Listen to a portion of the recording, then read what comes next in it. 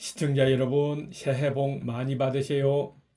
2025년 새해에는 모두 건강하시고 온 가정에 만복이 깃드시고 이루고자 하는 모든 뜻 이루시어 즐겁고 행복한 한 해 되시기를 기원합니다. 그래서 오늘 1월 5일 첫 일요일 아침 주제를 나도 가치 있는 사람이라는 것을 알고 살자는 의미로 무용이야말로 유용하다는 무용의 가치에 대해서 이야기하겠습니다.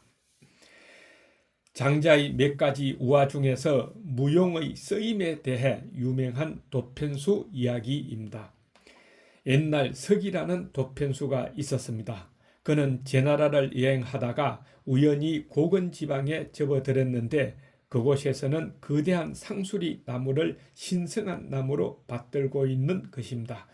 나무의 굵기는 100아름이나 되고 높이는 나무에 올라가면 산을 내려다 볼 수 있을 정도로 높고 나무의 그늘에는 소 수천 마리가 쉴 수 있을 정도로 엄청나게 컸습니다.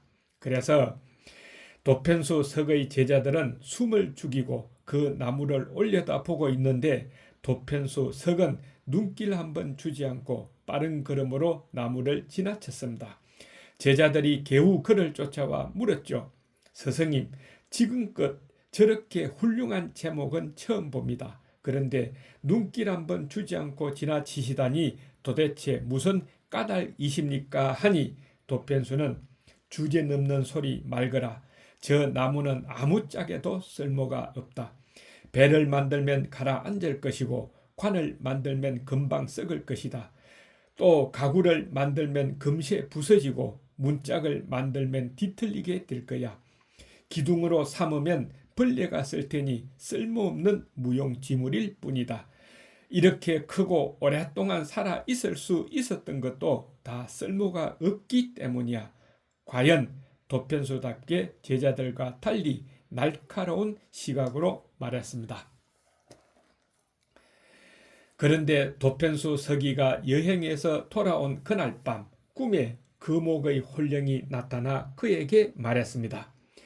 자네는 도대체 나를 무엇과 비교하여 무용지물이라 했는가? 어찌하여 인간에게 필요한 나무와 비교한단 말인가? 배나무나 사과나무는 열매를 맺으니 너희 인간들에게 도움이 되겠지. 그러나 열매가 달리기 때문에 가지가 잘리고 쪼개져서 천수를 다하지 못하고 죽는 것이네. 자신의 장점이 오히려 생명을 단축시킨다는 것일세. 즉 스스로 불행을 자초하는 게지. 세상 사람이나 사물 모두 유용해지려는 어리석음을 계속 반복하고 있는 거라네. 하지만 나는 다르네. 지금까지 오로지 무용해지려고 노력해 왔네. 천수를 다한 지금에서야 겨우 무용한 나무가 되었지. 만일 내가 유용했다면 오래전에 잘렸을 걸세 라고 말한 것입니다.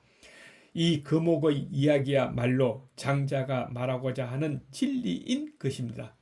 애써 유용해지려고 하지 않고 오히려 철저하게 무용했기 때문에 천수를 누릴 수 있었다는 것입니다.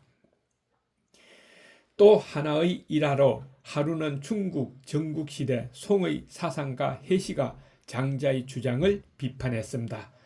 자네 이론은 현실에는 아무런 도움도 안 되네. 그러자 장자가 바로 대받아 쳤습니다. 나는 무용의 진정한 의미를 아는 사람만이 유용을 논할 자격이 있다고 생각하네. 예를 들어 우리가 서 있는 이 대지는 그 끝을 헤아릴 수 없을 만큼 넓네. 하지만 지금 우리에게는 두 발을 디딜 작은 공간이면 충분하지. 그렇다고 해서 발을 디딜 만큼만 남기고 주위의 땅을 깊이 파내면 어떻게 되겠는가? 남은 부분이 우리에게 도움이 되겠는가 하니 해시의 대답은 물론 아무런 도움이 안 되겠지 했습니다. 그러자 장자는 그것 보게 쓸모없는 것이 오히려 쓰임이 있는 것일세 알겠는가 했습니다. 그래서 오늘의 결론은 장자는 우리가 유용한 것에만 마음을 빼앗겨 미처 그 진리를 깨달지 못할 뿐이라면서 세상 사람들은 모두 유용한 것의 쓰임은 알면서도 무용한 것의 쓰임은 모른다고 탄식을 했습니다.